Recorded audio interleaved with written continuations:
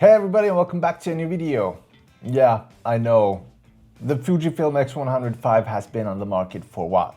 4 or 5 years now. You probably know better than I do. So if you know, comment down below, tell me, is it 4 or 5 years?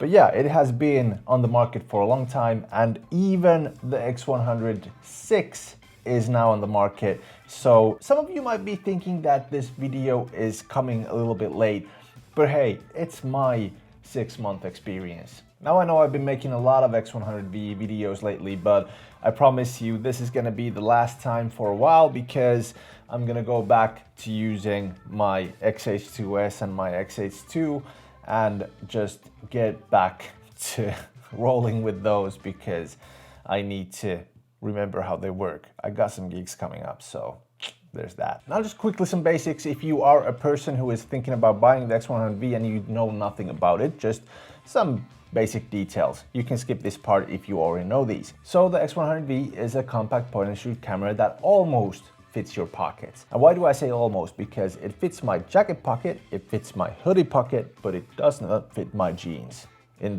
Well, it does fit in my jeans, but it doesn't fit in the pocket. So it is about the same size as my iPhone 14 Pro, of course. Because it's a camera, it's thicker. It has a 26 megapixel X-Trans4 sensor, and on it is an awesome f2 23mm lens. That is a 35mm equivalent. Now this 23mm f2 lens is a known and appreciated lens among Fuji users. Now what I think is that this camera shines best with its photography features. It also has some decent video features. You can shoot 4K 30 FPS with F-Log 8-bit internally. It has an inbuilt ND filter that you can use also in video, and it has the latest film simulations that Fujifilm has come up with, well, excluding the 3 new ones that are on the X-Trans5. And those are Reala Ace, Nostalgic Negative, and Eternal Bleach Bypass. Straight off the bat, this camera is fun. To me, all Fujifilm cameras are made for fun because they just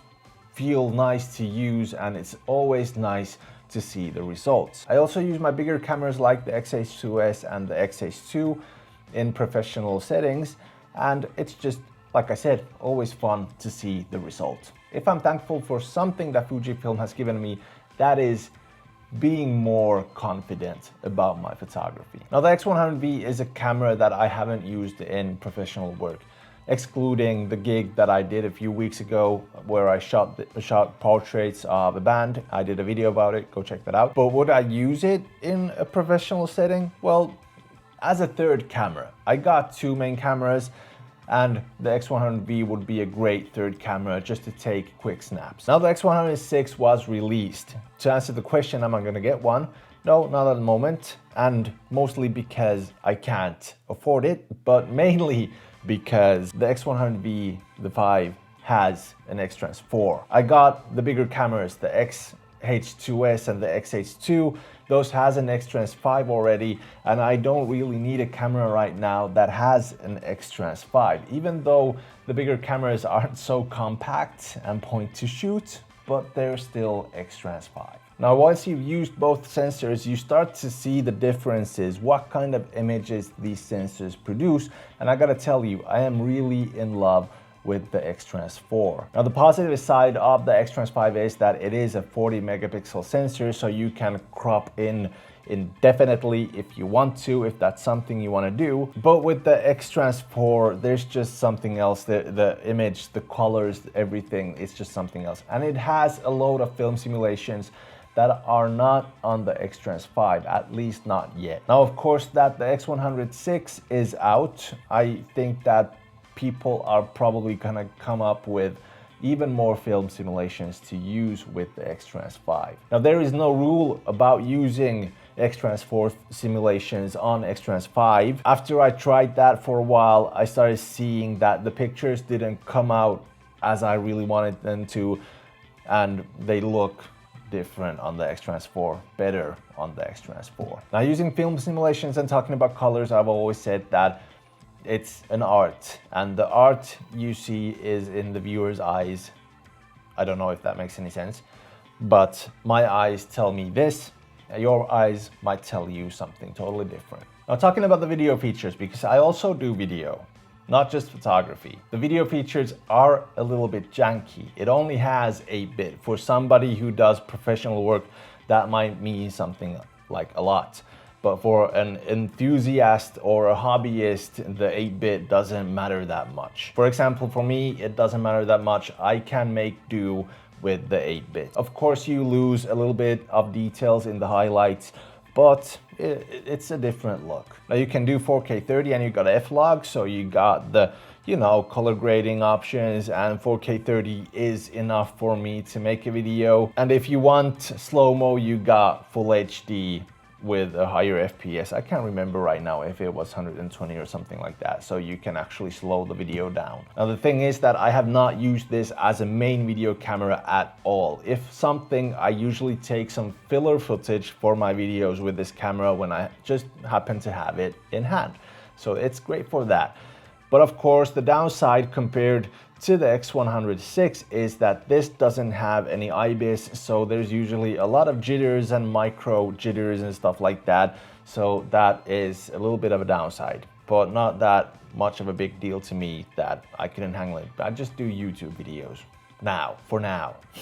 Now here's the thing, if you are a video maker or a YouTuber like me who just loves to be in front of the camera, the downside about the X100V as a main video camera is the flip screen. It's just, well, actually it's a tilt screen. There's no flip screen. So you don't know what you're filming if you are in front of the camera unless you have a mirror behind it, or maybe somebody else filming you. Or maybe you're using the app. You got the remote app that you can use to see what you're filming. So that's good, but it's a bit of a hassle because I like everything being here, not like everywhere else. You got your phones and everything, so this is more convenient. Now the pricing of this camera, the availability of this camera is, well, a big bummer right now. It has been a big bummer for a long time. The X100VI is probably gonna go through the same issues with shortages. That's a hard word. Why it's hard to say shortages. Well, you get it, shortages. Come on. And of course, with normal selling prices, you could argue that the X100 camera series cameras are overpriced, but with the 23mm lens, that is arguably one of the best on the market that has been implemented into this camera right here to take the best possible photos for the X-Trans 4 with film simulations, with the color science that Fujifilm has. You could also argue back that it is a little bit worth it. Not maybe the whole sum, but at least a little bit. And now that the X100VI is out, you could hope that people are going to sell their X105s and for a moderate price. And I'm emphasizing on hope. Remember that. Don't grab onto that sentence too seriously. Now, after 6 months, I've learned to like it, actually even love it. It is a gateway to creativity with its fixed lens and inspiring people around the world to take photos. And that's what I love about this camera. It brings people together to take photos, make videos about it, and show those photos around, even on social media and everything that it came famous about. So it's a great camera. I love it. That's my ending phrase for it. So if you like the video, remember to like, subscribe, hit the bell icon, and I'll be seeing you on the next one.